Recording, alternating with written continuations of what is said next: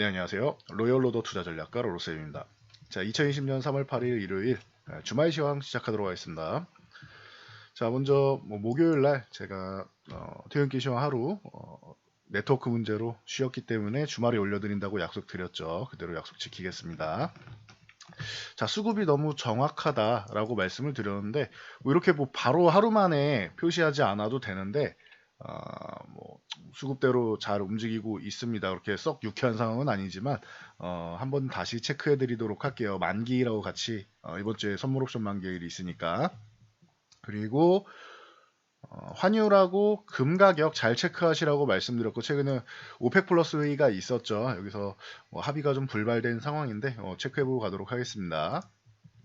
자, 다우지수 금요일 하락은 좀 있었지만, 장중에 낙폭은 좀 있었지만 결국 한 1% 정도 하락으로 마감을 했습니다. 그래서 일단 1차적으로 원바닥, 투바닥 가능성을 높이고 있는데 요거는 여러분들이 알고 계셔요. 지금 질병 관련 이슈가 진원지가 중국이죠. 그래서 중국 같은 경우는 먼저 선제적으로 출발을 해서 지금 우한 지역 후베이성 쪽을 제외하고는 좀 안정화 단계에 들어서고 있죠. 서서히 완전히 해소된 건 아니지만 이제 확산율 같은 경우는 굉장히 줄어들고 있다. 안정화 단계에 접어들고 있다라고 보고 있고, 그리고 중간에 이제 우리나라 시장이 한국이 이제 안정화 단계에 들어가기 직전 정도 되지 않겠느냐라고 지금 얘기하고 있어요. 중국 다음으로. 왜냐하면 중국은 너무 초기에 시작부터 너무 준비된 게 하나도 없었죠. 그러다 보니 진단하는 부분에 있어도 한참 오래 걸리고 하다 보니 좀 문제가 많았는데, 우리나라는 하루에 1만 명 이상 진단할 수 있는 진단 키트, 진단 시스템이나 아니면 방역 시스템 등등 우리나라는 굉장히 잘 돼 있는 거예요. 제가 항상 말씀드리는 종교 정치 쪽은 관여하지 않는다라고 말씀드리는데, 자꾸 대통령이나 정부에 대해서 이제 뭐라고 말씀하시는 분들이 있었는데, 더 잘 됐으면 좋았겠다라는 희망인 건 알겠는데 우리나라는 이 정도면 굉장히 잘 되고 있는 겁니다.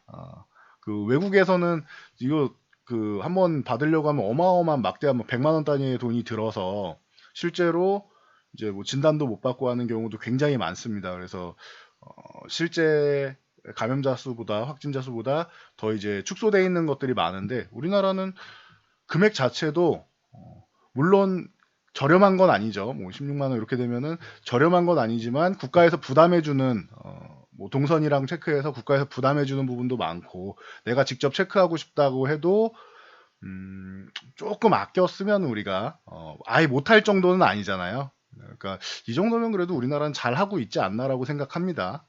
그래서 참고하시면 될 것 같고요. 그래서 우리나라는 빠르게 확진자가 판명이 나고 있기 때문에 이 부분이 중국처럼 이렇게 늘어지지 않아요. 늘어지지 않기 때문에, 이렇게 늘어지면은 이제 정부에서 잘못했다라고 얘기할 수 있는데 늘어지지는 않고 있어요. 빠르게 체크가 되고 있다. 그러면은 이 정도면 초기에 이제 중국인들 이제 입국을 거부 못한 거는 이제 국가의 국력의 차이라고 보면 될 것 같고, 그러면은 빠르게 이제 확산율 측면에서 확진자 수가 급격하게 감소하는 이제 시기가 얼마 남지 않았을 수도 있다. 이거는 물론 와봐야 되는 겁니다. 이런 상황이 나오게 되면은 중국 다음으로, 중국은 굉장히 안정화돼 있죠. 지금 보시면은 물론 돈을 풀어서 안정화된 건 있지만 기존 주가를 다 회복했죠. 진원지인 중국은. 그러니까 우리나라도 이렇게 급격하게까지는 아니어도 우리나라는 풀 돈이 없어요 지금. 거기다가 이제 올해 예산 편성을 미리 싹 다 써버렸기 때문에 여유 자금이나 이런 게 별로 없습니다. 돈을 이제 추가적으로 집행할 만한 부분이 없기 때문에 나중에 여러분들 다 세금으로 추가되는 거예요. 그러니까 참고하시고요. 이렇게까지 다이나믹한 반등은 아니어도 중국보다는 좀 느리겠지만 우리나라도 확인만 되면은 좀 양호해지지 않겠느냐. 그래서 이번 3월 선물 옵션 만기일 정도부터 해서는 이번 주에 조금 줄어드는 상황이 좀 보여야 돼요. 그리고 다음 주부터 확연하게 줄어들고 하면은 이달 말까지만 해도 좀 줄어들기 시작한다. 4월까지는 늘어나겠죠, 당연히 확진자가. 근데 급격하게 내려가는 게 아니라 점점 이렇게 감소 추세로 늘어간다라고 하면은 괜찮아질 수 있다라는 거예요. 요건 조금 더 추이를 지켜보면서 판단을 할게요. 뭐 제가 뭐 예언자적으로 얘기할 수는 없으니까. 그리고 우리나라 뒤에 중국, 그다음에 한국 뒤에 뭐 이탈리아, 이란 정도 있는 거는 알고 계실 거고요. 이란, 이탈리아. 그래서 유럽 쪽 같은 경우도 얘기가 나오고 있죠. 거기에 미국 같은 경우는 사실 이제 뭐 시작하는 단계 정도 수준이라고 생각하시면 돼요. 아까 말씀드렸듯이 미국은 뭐 어마어마하죠. 의료 비용 자체가. 그러니까 음, 그렇게 적극적으로 이제 진단을 받으려고 하지 않을 겁니다. 사람들이. 참고하시면 될 것 같아요. 그래서 미국은 시작 단계 정도고, 일본 같은 경우는 중국처럼 이제 좀 어느 정도 좀 은폐하고 있는 거 아니냐라는 의심을 갖고 있기 때문에 전 세계에서 한국을 주목한 이유가 가장 투명하게 확진자가 나오고 있기 때문이다라는 사실은 여러분들께 기존에도 많이 말씀을 드렸죠. 그래서 우리나라 주목받는데 이거 가지고 너무 공포심을 가질 필요는 없다. 라고 보시면 될 것 같습니다. 우리나라 시스템 자체가 워낙 투명해서 그렇다라고 보시면 돼요. 그래서 지금 뭐 금요일 같은 경우 미국 장도 조금 안 좋고, 그리고 목요일 날 수급이 좀 그렇게 좋지는 않습니다라고 말씀을 드렸는데, 요거 같이 보시라고 말씀드렸죠. 환율 같은 경우 이 1190원 같은 경우에는 좀 아래쪽으로 이탈해서 유지를 해줘야 됩니다라고 말씀드렸는데, 금요일날 이렇게 슬쩍 고개를 빼꼼하고 들었죠. 그래서 1192원대를 지금 유지하고 있는데, 여기 구간은 유지하면 안 됩니다. 빠르게 이탈해서 안정화가 돼야 된다. 그리고 여기서 이탈한 다음에도 너무 급격하게 이렇게 쭉 내려가기보다는 완만하게 이렇게 내려가는 게 좋은 거예요, 여러분. 참고하시면 될 것 같아요. 왜냐면 수출주에 영향을 미치니까, 환율 같은 경우는. 그리고 금 가격 같이 보시면 좋다. 참고로 환율하고 같이 여러분들이 안전자산 선호 심리가 나오게 되면은 전 세계 글로벌 위기가 올 가능성이 있다라고 하면은 당연히 위험자산보다는 안전자산으로 자금이 몰린단 말이에요. 그럼 안전자산의 대표적인 금이 있죠. 그래서 금 가격 같은 경우는 이 1650달러 요 위쪽에, 온스당 1650달러 위쪽에 있으면 안 된다. 달러랑 거의 비슷하게 움직이죠. 원달러 환율이 이제 1190원 위쪽에 있으면은 이제 금 가격 같은 경우도 1650원 위쪽을 가는 경우가 많고, 아래쪽에 있으면 1190원 이하의 원달러 환율, 이쪽에 있으면은 뭐 1650달러 아래쪽에 있는 경우가 많죠. 그러니까 이거 같이 보시면 좋을 것 같아요. 하나하나 보지 마시고 두 개를 동시에 보시면은 좋습니다. 그래서 여러분들이 항상 보는 게 아니고 이렇게 좀 글로벌적으로 이슈가 있고 공포감 조성할 때는 같이 함께 참고할 만한 지표다라고 말씀드렸죠. 그리고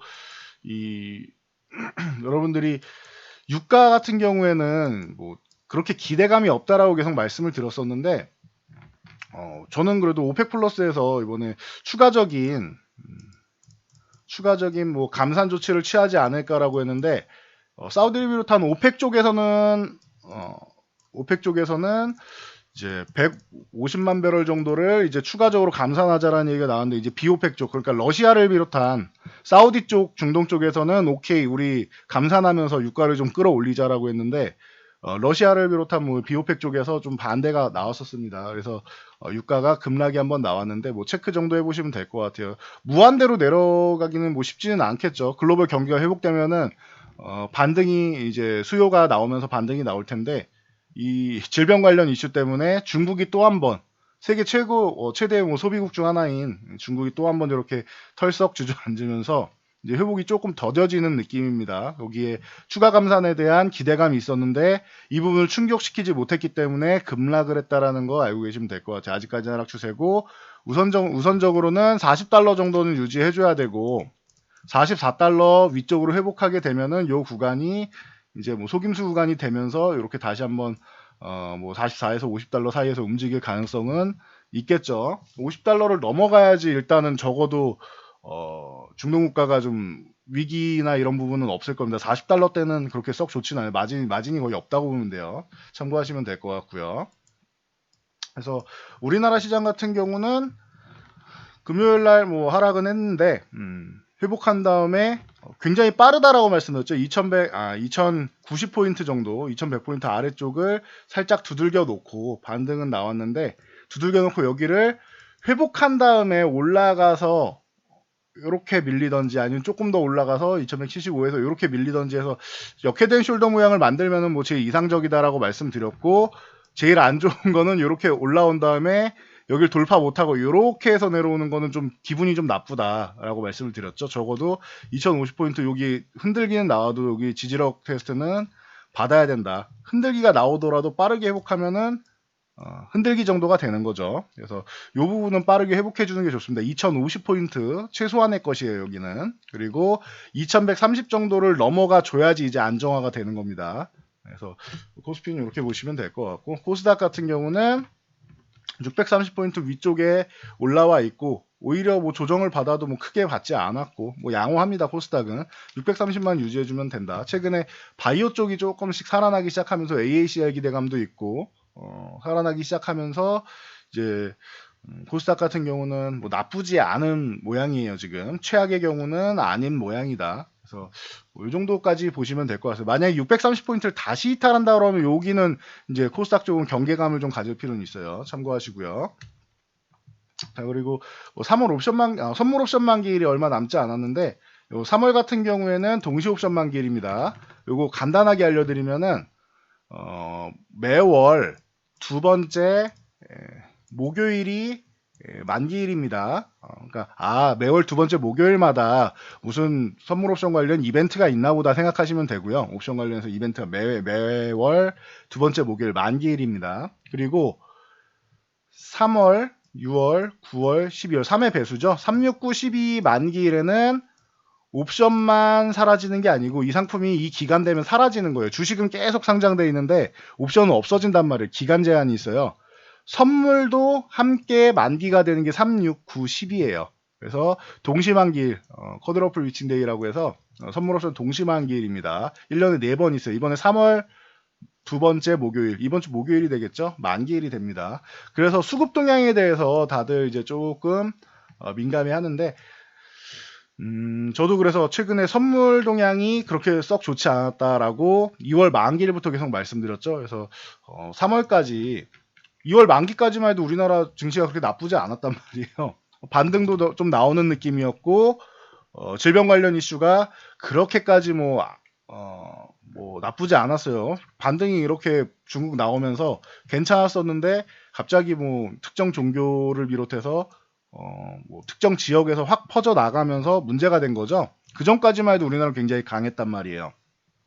근데 이 상태에서도 선물 수급 자체는 굉장히 불안해했었어요. 그래서 2월 하순까지는 한번 봐야 될 것 같다라고 말씀드렸는데, 역시나 뭐 질병 관련 이슈는 예상 밖의 뭐 돌발 변수가 항상 작용하기 마련인 것 같습니다. 그래서 미리 말씀드렸던 최악의 경우였죠. 제일 강할 경우에는 위쪽에서 반등, 제일 약할 경우에는 이렇게 전저점을 한번 깨고 이탈한 다음에 그 다음에 반등이 나올 텐데, 이탈한다고 해도 하락 N자형으로 추세적으로 계속 밀리는 게 아니라 이 구간을 속임수 구간으로 해서 여기 2090포인트 여기 회복하고 하면은 괜찮다. 특히 2130포인트까지 올라와 주면은 안정권이다라고 말씀을 드렸죠. 그래서 지금은 좀 약한 구간으로 넘어가 있어요. 우리가 생각 못한 돌발 변수가 발생했기 때문이에요, 이거는.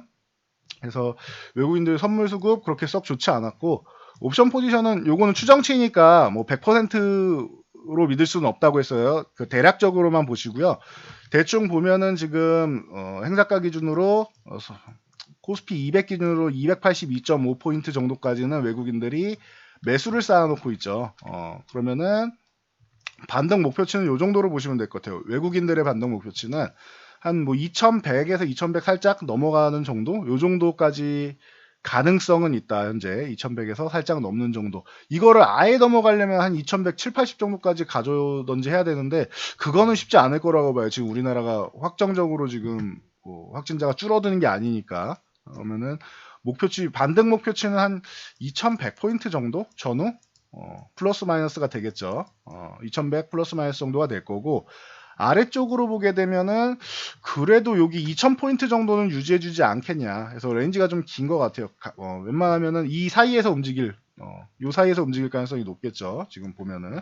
그러면은 지금 목요일 날 정도에 올라왔던 2090포인트 저항 정도하고 기존에 2000포인트 흔들기 한번 나왔었죠. 그럼 요 사이에서 움직인다라는 거예요. 요 사이에서 움직일 가능성이 높다라는 거예요. 물론 수급적으로 좀 변화가 있을 수는 있겠죠. 뭐 마지막 주에 드라마틱하게 변동이 온다거나 하면은 문제가 될 수는 있는데, 금요일 같은 경우는 주말을 앞두고 지금 불확실성이 있음에도 불구하고 풋옵션 하방 포지션을 그렇게 강하게 늘리진 않고 있어요. 늘리긴 했지만 강하게 늘리진 않았고, 오리지수 2%대 하락이 나왔음에도 불구하고 추가적인 약세를 강하게 늘리지 않았다. 상단을 아주 막아놓지도 않고 선물을 또 매도하지 않았죠. 그럼 이러면은 수급이 좋은 건 아니에요. 당연히 외국인들이 코스피 코스닥 주식 매도하고 기관도 뭐 주식 매도하고 해서 수급이 안 좋은 건 맞는데, 주식 쪽은 당연한 거고 외국인들은 환율 동향으로 해서 매도 나온다고 분명히 말씀을 드렸죠.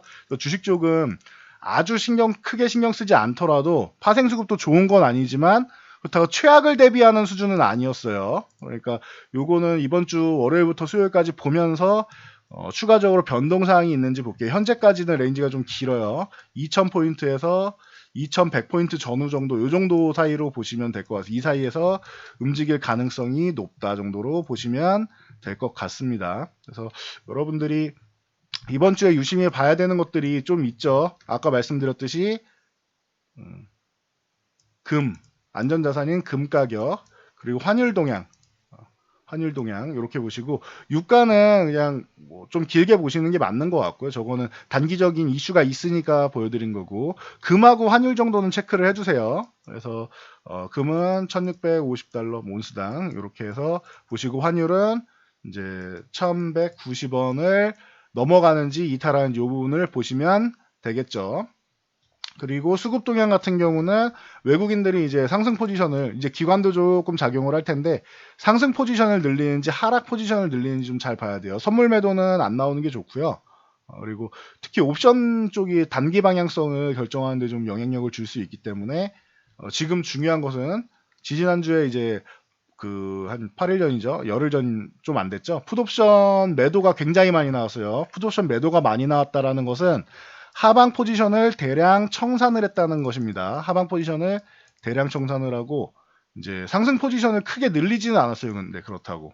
그러니까 하방 포지션은 조금 청산이 나오고 풋옵션 푼 매도가 나오고, 금액적으로 콜옵션 같은 경우는 매수가 좀 나오면 좀 좋을 것 같아요. 그러면은 2090포인트 정도에 붙어가지고 마감될 수도 있지 않을까라고 조심스럽게 생각해 봅니다. 아직까지는 수급적으로 명확하게 나온 건 없어요. 근데 요쪽 근처에서 2090포인트 전후 쪽에서 끝나는 거 2050에서 90 쪽을 생각은 하고 있는데, 일단은 한번 지켜보자고요. 요거는 아직 3일 수급이 더 남아있고 거래일수로는 목요일까지 4일 수급이 남아있으니까 한번 지켜보면서 추이를 다시 한번 읽어드리도록 하겠습니다. 이번 주는 이렇게 환율, 금, 그리고 선물 옵션 포지션을 잘 보면서 대응하시면 될 것 같습니다. 그리고 뭐 댓글로 제가 목요일날 그 기존에 썩 좋지 않습니다 이런 내용을 남겨드렸더니 수급이 썩 좋지 않습니다라고 남겨드렸더니 제가 안 좋다고 하면은 여지없이 하락이 나오는 것 같다